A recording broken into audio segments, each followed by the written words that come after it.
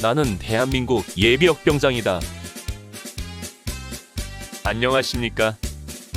1980년대 모공시절 군대 이야기를 나누는 예비역병장입니다. 오늘도 저의 옛날 군대 이야기와 함께 추억여행 떠나시죠. 나의 병장 시절 5번째 이야기. 사단 AOP 경계 파견. 4. 근무 조건과 환경. 1982년 12월 28일 화요일, 우리 중대는 격오지 경계 파견 임무를 맡아 각 소대가 각기 파견지로 뿔뿔이 흩어졌습니다.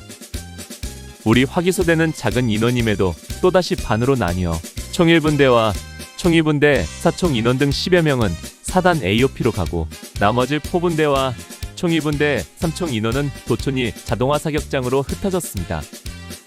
그렇게 나뉘게 된 것은 사단 AOP나 자동화 사격장 등은 근무 초소가 한 군데씩으로 초소가 3군데 정도인 다른 파견지보다 초소가 적기 때문에 근무 인원 역시 적게 배정된 것입니다.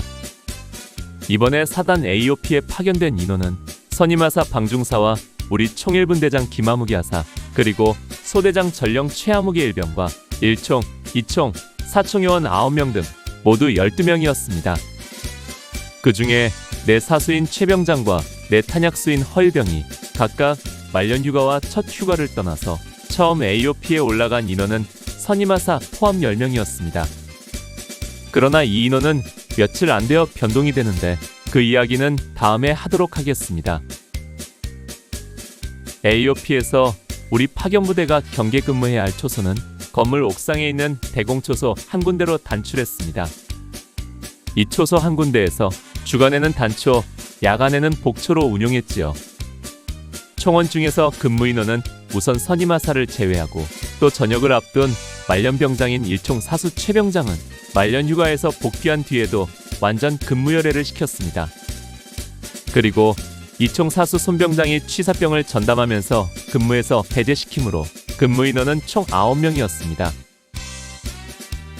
그 인원에서 불침번으로 분대장 김하사와 전입 온 지 얼마 안 된 사총 탄약수 이하무기 일병 등 2명이 2시간씩 막교대로 야간에만 근무하도록 하고, 초소 근무에서는 제외했으므로 실제 대공초소 근무자는 7명뿐이었습니다. 거기에 파견 초기에는 내 탄약수 허일병이 첫 휴가 중이라서 6명이 대공초소 근무를 하다가 허일병이 휴가 복귀한 1월 2일 이후에야 정상적으로 7명이 초소 근무를 할 수 있었습니다. 이 인원이 한 번에 2시간씩 주간 단초, 야간 복초로 근무하는 것입니다.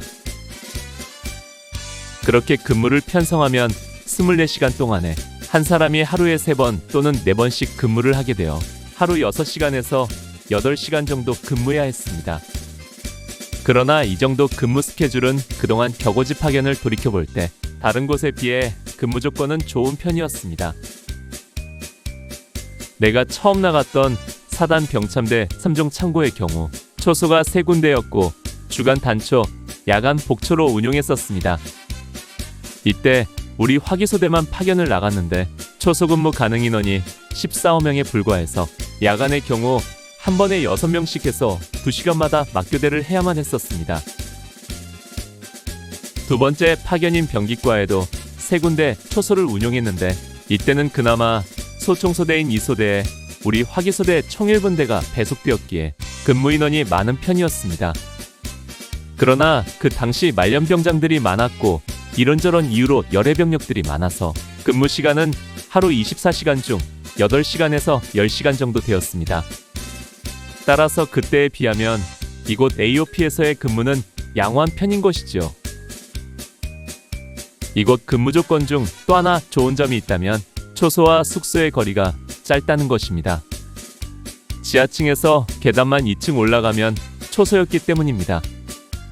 아마 파견지 중 숙소와 초소의 거리가 가장 짧은 곳이 AOP일 것입니다.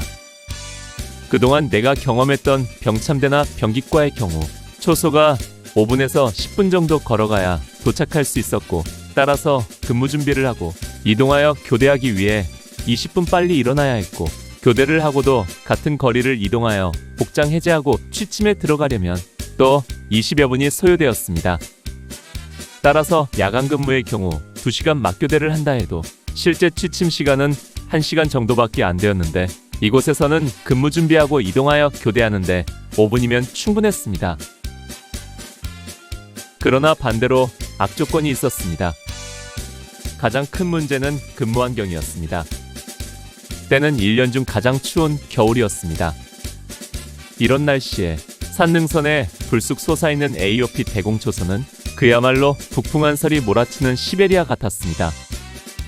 8호에서 월명리를 거쳐 불어오는 칼바람이 시위 소리도 날카롭게 한시도 쉬지 않고 불어오는 것입니다.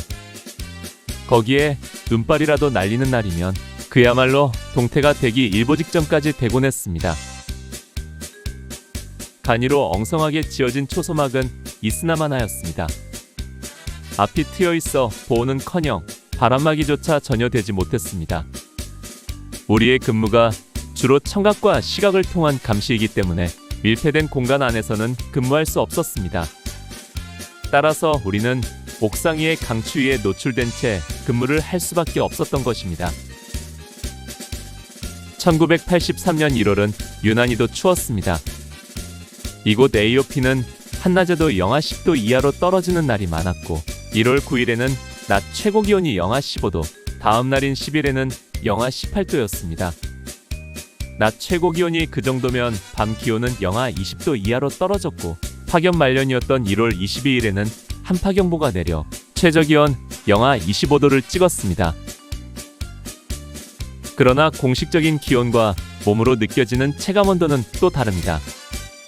같은 영하 25도라도 찬바람을 맞으면 몸으로 느끼는 온도는 그보다 훨씬 춥기 때문입니다. 그러기에 살인적인 추위라는 표현이 하나도 어색하지 않은 날씨였습니다. 초소에 서 있으면 입김도 얼어붙고 북쪽 하늘을 향해 거치되어 있는 캐러바오공 기관총의 육중한 총신도 하얀 상고대가 피어 달빛 아래서 보면 얼음으로 조각해 놓은 것 같이 보였습니다. 아무튼 자연 조건에 따른 근무 환경으로 보면 한겨울의 사단 AOP는 그 어느 곳보다 최악이었습니다.